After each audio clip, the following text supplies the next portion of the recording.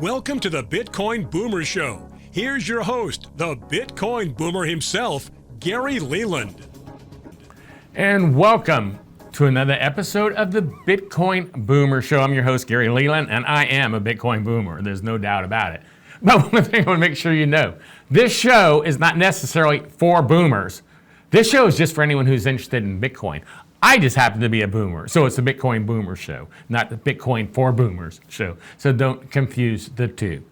Now, what we try to do here is basically we just try to educate you about Bitcoin. I'm not selling you Bitcoin. I'm not like sending you commercials to go buy Bitcoin from somebody. We're just talking about Bitcoin and trying to educate you and your friends about Bitcoin. So hopefully when the revolution happens, not revolution as in violence, but the Bitcoin becomes more and more popular and more people are using it, you are aware of what Bitcoin is and you know something about it instead of having to catch up later. I think Bitcoin is revolutionary though, and I think it's going to change the world as we know it. I think it's already changing the world as we know it. So it's just a matter of time before everyone will be using Bitcoin. So if I'm right, then you need to find out about Bitcoin.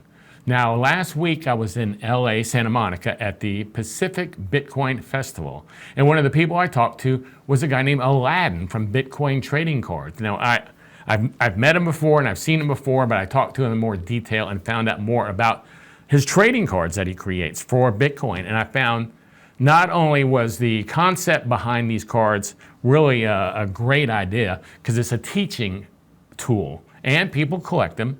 So it's both. It's like baseball cards, because people collect them, but it's also educating people about Bitcoin, the facts and the information that's on it. So I decided to bring Alladan on the show today, and we're going to talk about Bitcoin trading cards, his project that he's done, which is really taking off like no tomorrow, his product there. We're going to talk about Bitcoin in general. We're going to talk about CBDCs. We're going to talk about boomers getting into Bitcoin, how slow it is for them to get, how slow they've been at getting into Bitcoin. So please stay tuned to the show. And if you know anyone who may be interested in finding out more about Bitcoin, please tell them about our show. I want to thank my great producer, Stephanie, for taking care of the show work today. Stephanie, you doing okay?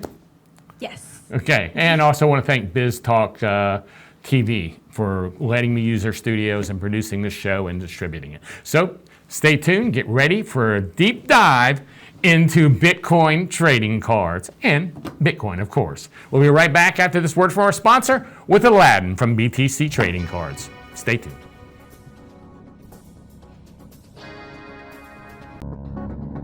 And welcome back to the Bitcoin Boomer Show. As I said a few minutes ago, we have Alladan from BTC Trading Cards, Bitcoin Trading Cards on the show. And these cards are fantastic. You know, they remind me of baseball cards when I was a kid. When I was a kid, I'd go buy a pack of baseball cards. I think they were like a nickel. They had a piece of gum in them back then. But having these baseball cards, I knew the baseball players, I knew the stats of the baseball players, I knew the personal comment it had. I knew all about these baseball players. So baseball cards were an educational card for baseball.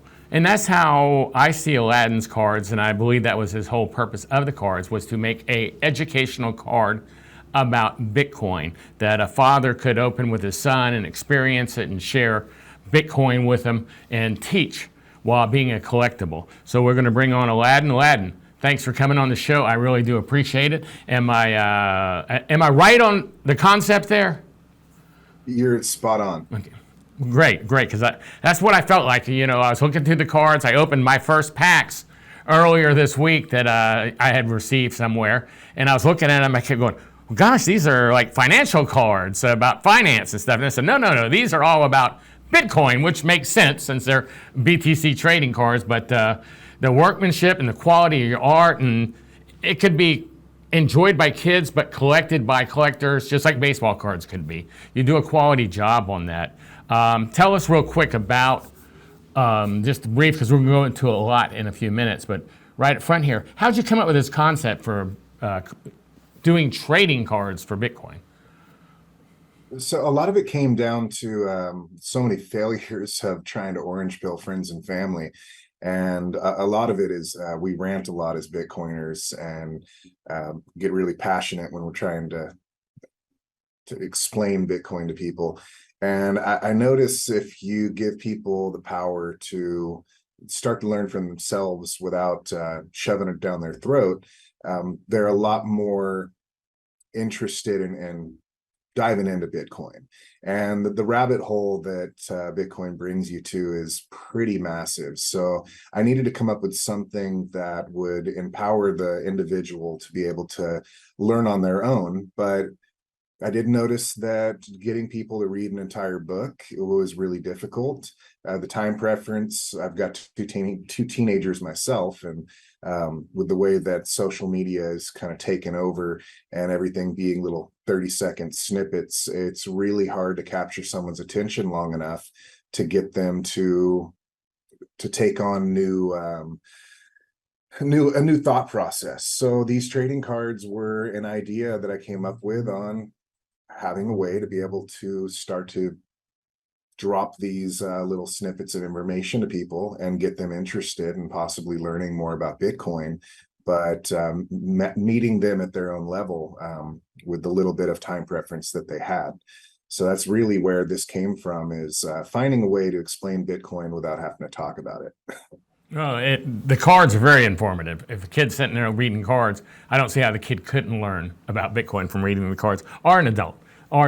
So did you have a background in art? I mean, the art on these cards are fantastic, and I know you don't do them all, so I'm sure you're finding artists all the time. Or did you have a background in printing, or did you work for a baseball trading card company before? What is your background in this? How did this happen?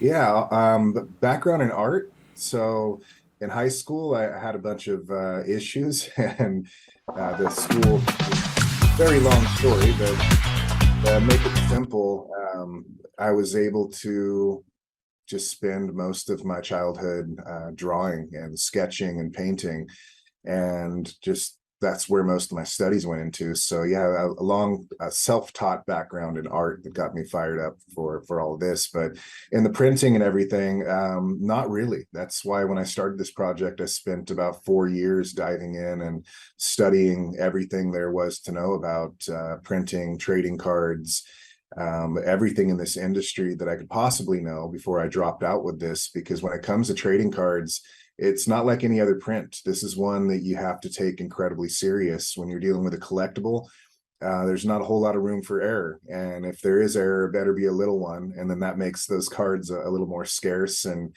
a little more collectible. So hopefully if there are errors, which they do happen, we can only do so much to stop that. But making minimal errors as much as possible is the most important part in doing this. But yeah, very little background in the trading card industry other than just collecting when I was a kid.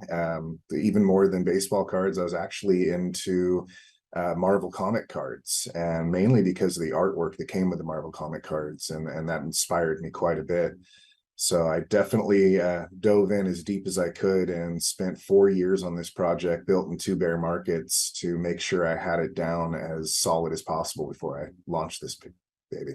Well, you seem to be on the right track, that's for sure. I saw you go from last year out at the Pacific Festival, a table with a few people coming by in conversations, and you could stand there and talk at the table quite a while, to Bitcoin in Miami, conference in Miami, where you were just slammed with people at your booth purchasing packs of cards and buying them. And the same thing in Pacific last week.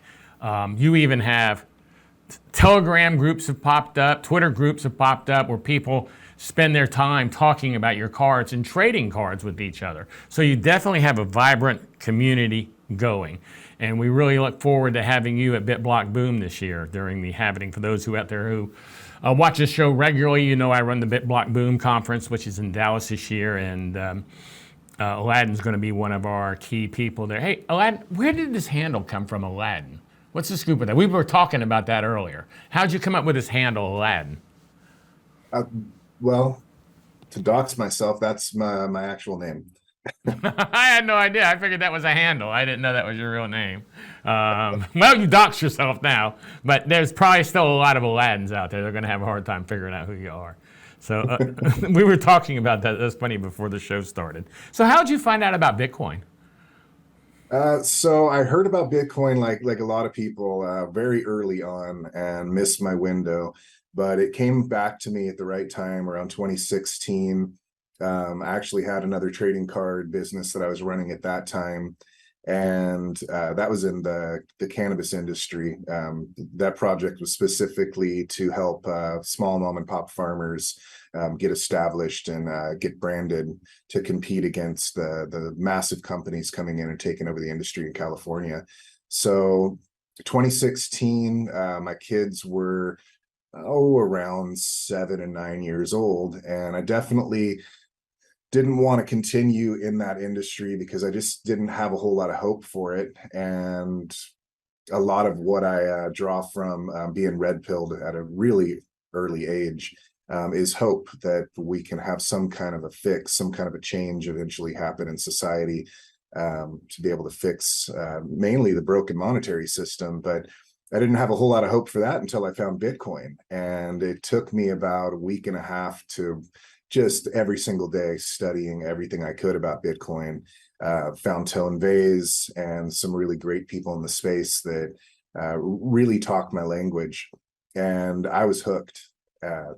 Just couldn't think of anything else. And it couldn't happen in a more perfect time because I was ready to ditch the trading cards that I was working in and get away from the cannabis industry altogether, especially get my kids to a better situation out of the small community we were living in. And so I was able to move my family out of town into a new area. And I've been an entrepreneur my whole life. So at that point, it was, how do I work in Bitcoin for the rest of my life? And what's the biggest need in Bitcoin that someone that's not super technical can do? And that was trying to utilize my pulse on the people that I feel I have, growing up in a small community and just knowing so many people in my life.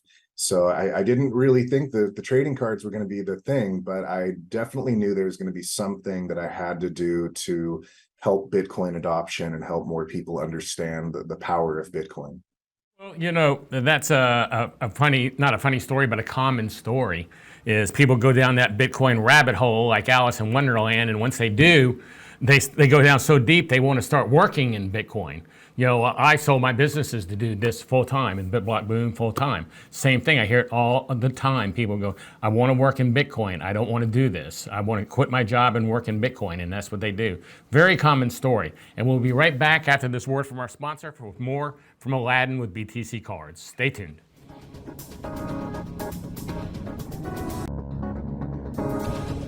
And welcome back. We're having a great discussion with Alladan from BTC Cards, trading cards, Bitcoin trading cards. And Alladan, I have a question for you. I ask everybody on this show, and it's amazing how many different answers I get to this simple question. So Alladan, what is Bitcoin? To me, Bitcoin is hope. I think that's one of the most important things we need as a human. We need hope. And once you start going down the rabbit hole, if you're able to pay attention to what's going on, we need hope more than ever. And the biggest thing that I can find that is broken that could help fix the majority of issues in the world, not everything, but the majority of them, is the monetary system. And absolute power breeds absolute corruption. So if you take the absolute power, which is the money printer, out of the hands of any human being, then we have the most potential I've ever seen to be able to help fix so many issues across the world, from wars to famine. I mean, you name it. So to me, beyond anything else, Bitcoin is hope, the hope that I need as a father to be able to push forward for my kids, for their future, for their children's future. Good point, because you're right. The absolute power corrupts absolutely. And I think we've seen what they've done with our money and what we've done in the world because they can print as much money as they want to. In the feudal days, when they would have a war, it'll last like a year or two and they started running out of money. So they had to settle it one way or another. Now, with money printing, not only can we have a war forever, we can do multiple fronts. And we are paying for the war by inflation, which is the worst tax of all, which affects people with little money more than anyone else. So I agree. I think it could be a great thing for the planet for sure. Now, on your company, Bitcoin Trading Cards, you have several investors in there that are people I know pretty well. I don't know if we can name those on the show, so I didn't want to say anyone's names, but you have some high level people that have invested what I would say a decent amount of money backing this project. So they, like me, not in like me as investing, but like me, see the value of these cards, how these can help out, and where do you see Bitcoin cards? Because I'm sure there's some kind of roadmap that they had to see before they would invest money in the project. Where do you see Bitcoin trading cards going? I mean, what's the future, I guess, for Bitcoin trading cards? Yeah, well, I mean, first on that point, we're actually still 100% bootstrapped. We've never taken an investment. I spent my life savings on this project, and the only investors we've got on this, honestly, are just the people that are purchasing the cards and helping to support this project. Other than that, the team that's invested into it is just, for the most part, volunteers. The advisors that are helping are just volunteers that are advising on this project. So yeah, it's really just been a community effort on this thing so far, and a lot of blood, sweat, and tears to pull this thing off is all we've got into it at this point. But the future for where we're gonna go with this, I think, is pretty endless, as long as we can keep up the motivation and drive to be able to continue to push this thing forward. One of the greatest things about this project is we have the opportunity to reach the general public with Bitcoin like no other project I've seen. And the way that we can bring this to a sporting event, we can bring this to concerts. This is something that, I mean, the traditional trading card market is about an $80 billion a year marketplace. And you got people that break cards across the internet that have hundreds of thousands. I mean, a couple people with a few million followers. I like to think of this project as the Trojan horse. If I can bring the quality of these trading cards at the level of the traditional hobby, but honestly, beyond that level, I've got some things in store, especially with this new printer I'm working with, to be able to do things that have never been done in the trading card hobby before. And I try to use the ethos of Bitcoin in everything that I do with this project as possible to really show the proof of work in what we're doing. The scarcity, that's a really big one. So one of the things I'm most excited about is, in the traditional trading card hobby, I would imagine the majority of people that collect trading cards don't understand the scarcity of the traditional trading cards that are out there. Pokemon prints tens of millions to hundreds of millions of packs a year. Magic the Gathering, really similar. Baseball trading cards, very similar. As you start to work more and more with some of the really big printers out there, you start to get a little bit of an inside knowledge of what really goes on. And a lot of these companies, they literally print like the Federal Reserve. They're kicking out new series every couple weeks to once a month. You say, I found a one of one, and now I've got this incredibly rare card. It's a one of one. But if you really dig into that particular trading card project, there could be anywhere from 10,000 to 30,000 one of ones that were produced in that 1 year. So how rare is your one of one if there's 20 to 30,000 of those one of ones just in that one trading card project alone? So I'm really hoping that one of the things that the traditional hobby can get out of these cards is going to be understanding scarcity. And again, that's the Trojan horse of these cards.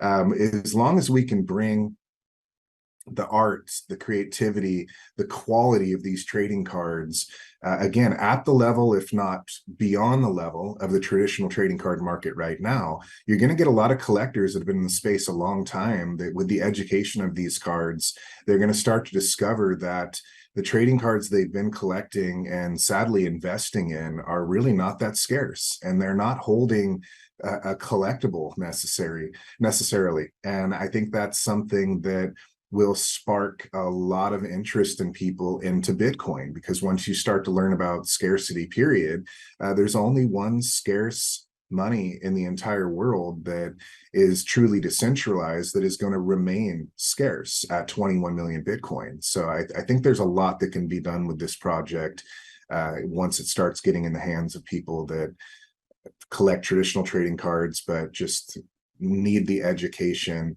of money and scarcity in general. So how often do you come out with, as you said, a baseball company, Topps? I don't know if I'm just going to say as an example. They're going to come out with a regular set, which they print a ton of. Then they're going to have a Series 2 set, which they're going to have a ton of. Then they're going to come with a rookie set or something of 100 at the end of the year. So during the year, they've come out with basically 3 different sets, part 1, part 2, and the final update, basically. And I don't know what the numbers are that they print, but they're in every 7-Eleven, every convenience store. I mean, there's a lot of them. Let's just put it that way. How often do you print or plan to print card sets? I mean, is it going to be one set a year down the road as you get going? What are the plans? One set a year, a set in spring and fall? Because you're saying you're not going to print a lot. So what are the thoughts on that? And we got like a minute, so we may have to pull some of that into the later. But if you could give us an answer on that real quick. Yeah, so the main series, which would be like our Dynasty series, the flagship, only 21,000 packs a year. So that will be the scarcest trading card project ever printed. And then when we do the commemorative packs, these are packs that we do at conferences like BitBlock Boom that we have planned.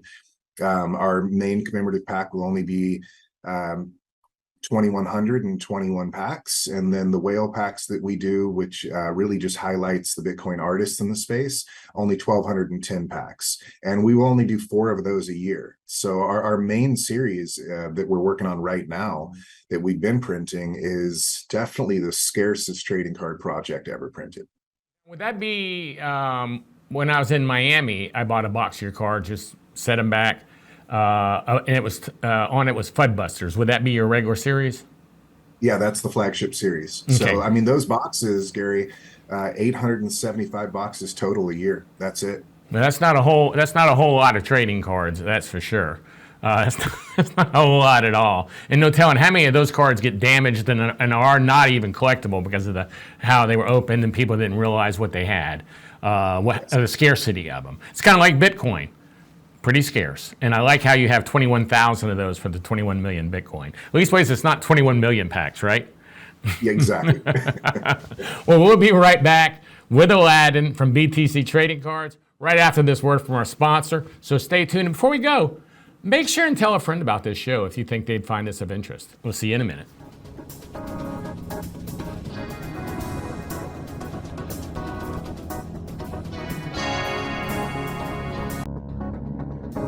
And welcome back. We're here today with Alladan from BTC Trading Cards talking about Bitcoin trading cards and Bitcoin. What else are we going to talk about? Welcome back to the show, Alladan. Now, we were talking about your next series of cards you're coming out with a couple of days ago on a phone call. And you were telling me that you thought you were having a lot of requests for a insert card of Bitcoin boomers. Now, is that right? Am I right on that? You're right. Now, so each of these conferences we do, we try to come up with something really special for that conference. And I mean, what better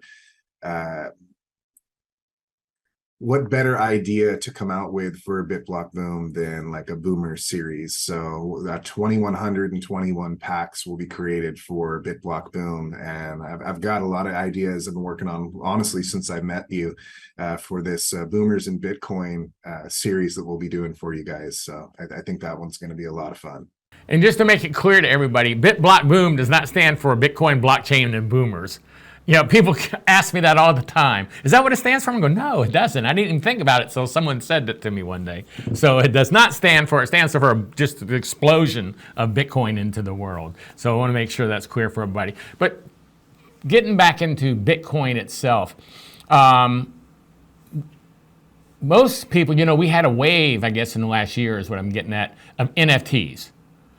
NFTs went crazy. Now Bitcoin, people are putting ordinals on Bitcoin, which is basically an NFT, but on the Bitcoin blockchain. Anyone else who was doing what you're doing right now, I feel, would have a ton of NFTs out there.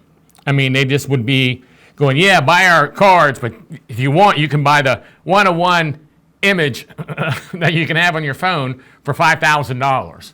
You even see presidential candidates doing that now, ex-presidents doing that now. Why haven't you done that? So, I mean, the having kids myself, everything I try to do as much as possible is get them off their phone, get them off the internet and back into the real world. And I don't have a problem with people, whatever they want to do with their own money or their own project is up to them, free market all the way. But me personally, I'm trying to create ways for people to come outside of the metaverse and join the real world again. And trading cards have been around 150 years. You can hold it in your hand. It's a physical good. And when it comes to collectibles, I just see a lot more validity in something that, I mean, look behind me, that you can display on your wall, in your room, on your desk, something that's tangible and real, and you can hold it in your hand. The foil will never sparkle on a NFT the way that it'll sparkle on a piece of paper in a trading card. And honestly, I never necessarily created these to be super collectible. I created these to be a fun way for people to learn about Bitcoin. And I know that people love trading cards. I've always loved trading cards. Like you were saying in the beginning, being able to rip packs with your dad, with your mom. I know like Pokemon is definitely crosses the bridge from boys and girls. It's just a lot of fun to be able to rip wax, and you can't rip wax on an NFT, and it takes away so much fun. And I never really saw the enjoyment of an NFT. I feel like it's a lot more of a gamble, in my opinion, and is each to own. I mean, everyone has the right to do whatever they want. I'm not hating on anyone for what they're doing. It's just, for me personally, like, getting back to the physical world is the most important thing. And again, you cannot rip wax on your phone. Yeah, it's quite not quite as much fun to do that, and I really don't see the fun of showing someone on my phone and saying, "Look at this thing I just bought for $10,000," and then I could take a screenshot of it, and I have one too. Maybe it's not on the blockchain, but I have one too. So I really don't. I personally don't see the value of that, and I don't think they've been holding up through this bear market, if I'm correct, but I don't follow them, so I could be wrong on that. So there may be crypto people or NFT people, who will argue that point with me. I don't know. A minute ago we were talking about boomers, and you were going to do a boomer series or whatever, a boomer card. What do you think's holding up boomers the most? Have you got any thoughts on that? Because really, the majority of the money, I would say, right now is held by the boomers. We're getting ready to see the biggest wealth transfer that we've ever seen in the history of mankind. Because these boomers grew up and money was a lot easier to get, I guess. Or, well, I don't know, it might be easier now with the way they're printing it and giving it away, but they were able to amass more of it. So this wealth transfer is getting ready to happen. What do you think's holding up this high level, this amount of money from making an entry into Bitcoin? Do you have any thoughts on that? I do. And I mean, I could only take it from my own personal experience. And my dad, being a boomer, he had no interest in Bitcoin at all. He doesn't like computers, doesn't like phones. He's a farmer. So for him, to being off the internet as much as possible, he still doesn't have Wi-Fi at his house. And I grew up without a TV in the house. So what brought him into Bitcoin? Because now he is a 100% Bitcoiner all the way. And it was the freedom aspect of Bitcoin. And I think a lot of, personally, and I could totally be wrong, but I believe a lot of what's holding, especially the boomers, back is just the way that it's presented to them. There's so much more to Bitcoin than number go up. There's so much more to Bitcoin than being able to hold a digital asset on your phone, on your computer, on a cold wallet. I think we just need to present Bitcoin in a better way. To each individual person, Bitcoin means something else. That's why you asked me that question. You said so many different people have had an answer to it. We have to figure out what drives each person, and explain Bitcoin and present Bitcoin in a way that they will understand it, and they will get the need for Bitcoin out of it. And I do believe that if we really start explaining Bitcoin in the way of it being a freedom money and it taking away the powers from the state, from the people that have been robbing us for so long. I mean, an example, I had a guy say, well, we have to have the banks. Without the banks, how am I going to take a loan to buy a house? And I said, well, back in the 50s, you didn't need a bank to buy a house. You could go to work at a basic job, and if you were willing to save up for a couple years, you could buy a house. It definitely takes your priority of saving, but since then, I mean, we've just been completely robbed, and inflation is the hidden tax that is just ripping us apart right now. So I do think we just need to find a way to describe Bitcoin to each individual person. And I think there's a lot of different reasons why the boomers will be getting into Bitcoin over the next generations, like Gen X and Gen Z. I agree with you on the internet, the internet part. I mean, so many boomers that I know, they can jokingly say, I check my emails once a month, even if I don't have to. They just don't use net, so they would prefer gold. They say they understand gold. They may not actually have gold, but they understand the concept. But they're having a hard time moving that concept into digital gold. I'm just going to put it that way. They're having a real hard time with that concept. But their children do not have a problem with that concept, and their grandchildren definitely won't have a problem with that concept. So I have a feeling when a lot of these gold bugs die who've been holding on to this gold forever, their kids or grandkids are going to be heading down to the gold shop, cashing that stuff in and buying Bitcoin with it. They're going to be going, why in the hell did he put all this money into this gold? Who wants to carry this stuff around with him? And we're going to see a turnaround, a generational turnaround maybe. As many boomers are getting into it, a lot of them are going to have a hard time getting into it, and it's going to happen with the next generational turn. That's just my thoughts on the matter. But that internet, the amount they use the internet is the main thing. They didn't grow up with it. They didn't have a computer until they got a phone. And many of them wouldn't have a computer now if they didn't have a phone. So that's the big turnaround. Well, that and it's accepting the fact that the CBDC is coming, and most people don't want to accept that fact, especially the boomers, because they've been around so long with cash. It's hard for like the majority of people that I talk to for them to accept that we're going CBDC. Yeah, I agree completely. And when we come back, we're going to go over CBDs real quick, because some people may not know what that is. That's a great point, Alladan. We'll be right back after this word from our sponsors, so stay tuned. And welcome back to the show. Okay, Alladan, you brought this up, so let's start talking about it. Explain, what are CBDCs, first of all, because I don't even know if we've gone over this on the show, but if it has, it's been quite a while. So what are CBDCs? Central bank digital currencies. And this is where they literally get rid of the cash and hand you basically like what the boomers need to understand is we go into CBDCs, there will be no more physical cash, and you will be forced at that point to have a digital currency. But instead of Bitcoin, which is a decentralized digital currency, which is unconfiscatable, you'll have a digital currency very similar to what China has been rolling out, where you will have no choice in the matter. And if you do something they deem inappropriate to their mission, they could turn it off at any point. They can stop you at any point. What follows that is the social credit score. And I know this is a hard one for people to think will actually happen in the United States, but just do some digging because it's already really far along. And right now, I believe it's like 97%. I could be wrong on the specific numbers, but really close to there. 97% of the money in the world right now is already digital. So there's very little cash left out there. And that's why they've been rolling out the cash. When you go and deposit your old bills, those old bills are gone. The only new bills that are coming out are the ones that they're printing. And the money printer is a push of a button nowadays. Very little paper is actually being printed. The majority of the money being printed is all digital.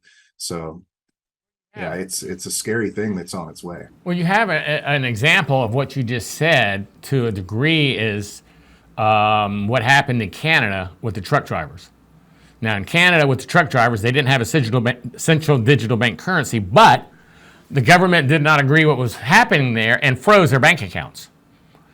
So they froze their bank accounts, they froze fundraising accounts, whatever, and froze their accounts. Now, you go, oh, that would never happen in the U.S., but things happen all the time here that when I was a kid, people would say would never happen. So now, though, you've got a thing that is so easy, they don't even have to contact the bank and say freeze the account. They just put at a flick of a button, your account's frozen. You can't spend any money. So you need to get on board because you got to buy some food to feed those kids. You got to get some gas to get to work so you can get your money that you can't spend because it's going to your digital bank account. So this is a scary, scary thing. And that's not even counting the social scoring, which they use highly in China. I mean, if you've got a bad social score, you can't even get on the train to go visit your grandparents in another city. So people don't realize what's going on here. And they're going to probably start out with this Fed coin and they're going to go, everybody gets $1,000 worth of to get people using it quickly. Then they're going to find out later, oh my gosh, that was not a good deal that we got, where they're all excited about it at first. Yeah, and this is how they take away your constitutional rights right there. I mean, freedom of speech is the first one that'll go. You say things they deem inappropriate and against their way that they're going for, your bank, your bank account's frozen. And then the next thing that is my biggest fear that I think would come next is, sorry about the Second Amendment. And that's one that we're one of the last countries on earth that still holds the ability and the right to bear arms. That's a big fear for me that with the central bank digital currency, I mean, most people in America say there's no way they'll be able to fully take that away. But like you said, they freeze your bank account, you got to feed your kids and you have to decide one or the other. Yeah, you can bear arms, but the scary thing about that is we know what happens when that starts. So obviously we will stand up for our freedoms and our rights and we'll fight for those. But if there is a way that we can stop that before it happens, I mean, Bitcoin is the nonviolent revolution. And if there's anything that we can really hope for is, in my opinion, with kids and a family, is a nonviolent revolution. I do not want to see bloodshed in our country in any way, shape, or form. That's the biggest thing that scares me. So if there's a way to fight back without having to physically fight back, I mean, this is our chance right now. And that's one of the things that I hope a lot of the older generations can start to take a look at, is finding a way to be able to safeguard our freedoms without having to go to war to do it. The powers that be have definitely been taught what CBDCs mean and what CBDs can do for the country. I mean, I doubt they're just going, oh, let's do this thing. I'm sure there's someone on their team or it's been explained to them. So, I just don't understand how they could be willing to go along with this and think this is a good move to have the possibility to control people like that. I mean, I thought it was supposed to be a government of the people, by the people, not a government to control the people and tell the people what to do, which is the route we seem to be going to me. I mean, the last 20 years, Gary, especially the last 3.5, holy moly. My faith in the powers that be, I don't think I have any faith left anymore. I agree. Things are just not going, things are changing rapidly from what they were. Hey, we only have about 4 minutes left. So real quickly, where can people follow you? Where can they find out more about BTC cards? Give us all the information here we need to know. All right. So Twitter at BTC_cards. And then you can find me personally at Bitcoin Life Raft. The trading cards, go to btc-cards.com or btc-tc.com. Both of those will bring you to the same place. One of the biggest things that we just came out with at Pacific Bitcoin are Genesis packs. And that's something that I really like to get across to people is these packs are $5 a pack. That's a great way to introduce people to all of these different topics we've been talking about in a really fun and simple way. And at $5 a pack, I mean, it's the cost of a bottle of water nowadays. So it's one of the best gifts you can give, especially at the price point. And with Christmas coming up, I mean, I don't think there's much of anything else that would go into a stocking for a kid that would be much cooler than having a pack of Bitcoin trading cards in there. So for Christmas coming up, anybody that wants to give a great gift of education and fun to your kids, those Genesis packs are the way to go. And actually, you gave me some of those packs, a handful of those packs in LA last week, and I gave a few. You said give them away. I gave a few away to people coming by the booth, but I kept 4 of them for my grandkids' stockings. So I think they're going to be pretty excited about those when those come out in their stockings, because like I said, it's just a great collectible. It's fun to do. The artwork on it's fantastic. You've got some great artists doing stuff for you, and it's not like you just got a pencil out and threw up some junk. I mean, these are also by people who are well known in the Bitcoin world for their art and sell their art for thousands of dollars. I mean, so these aren't slouchers that you just picked up and said, hey, let's get somebody overseas to print us up something real quick. Real quick, tell us about, we've got about a minute left. Tell us about your artists real quick, some of your artists. Yeah, I've got artists from all over the world. I'm the architect of all the artwork. I sketch it out and get the idea going, and then I reach out to different artists that all have their own style, and we produce some of the most amazing conceptual artwork in Bitcoin and monetary and economics, and that's like the big need out there right now. So lots of Bitcoin artists that are in the space, but lots of people that I work with that are amazing established artists in some pretty communist countries that believe in freedom, and you can see in the artwork their passion and their desire to push the idea of freedom is definitely shown really strong in the artwork we're able to create together. Yeah, and you had told me I'm not going to mention any names in case, you know, we're not supposed to yet. I try to be careful, but you have some plans to have, in particular, one person who I think is one of the biggest Bitcoin artists that there is in your packs this year. And that was kind of like a coup for you to get. I kind of feel like it. You didn't say it was a coup, but I mean, that was a big deal to me because I know this person does not take his art or his name lightly. So can you say that now who that is, or do we have to hold that off? No, I'll still keep that quiet. Okay. But what I can say is one of the coolest things about Bitcoin trading cards, especially if you're in the space, it literally is taking our entire community bubble and putting it all together in one place. So you can find the artists, the Bitcoin warriors, the freedom fighters. I mean, everything that we live and fight for every day with Bitcoin has all come together in a massive collaboration in these trading cards. Exciting. Well, Alladan, thank you for coming on the show. I appreciate you taking the time, and good luck with your project, and I'll see you next April at BitBlock Boom in Dallas, Texas. We'll be right back after this word from our sponsor. Welcome back to the show. I hope you enjoyed today's show with Alladan as much as I did. I found the whole concept of his cards interesting. The conversation and bringing up CBDCs is something I'm not even sure we've discussed on this show yet. So I need to bring someone on a future show probably and get into more detail with that. But that is definitely worth researching. You might want to search FedCoin or CBDCs, United States. I'm sure you'll find plenty of information to educate yourself. And also while we're at it, if you know someone, I said this earlier, if you know someone who's interested in Bitcoin or finding out more about Bitcoin, not selling them Bitcoin, just finding out about Bitcoin, please refer them to the show. Now, Stephanie, my great producer here, I always ask you, what on today's show did you as a novice beginning Bitcoiner find interesting? So when you mentioned the CBDCs with Alladan and then he went into it, that was fascinating to me because I'm familiar with like Venmo, Cash App, PayPal. PayPal. PayPal, I'll write you a check and mail it. Yeah, do that too. I'll take it. But having that be formalized by government, I didn't know that specific term, so that was really cool for me to learn. And while, you know, CBDCs may seem like Venmo and those things, and the fact you're using a phone, and you're transferring money, it's nothing like Venmo and PayPal and everything.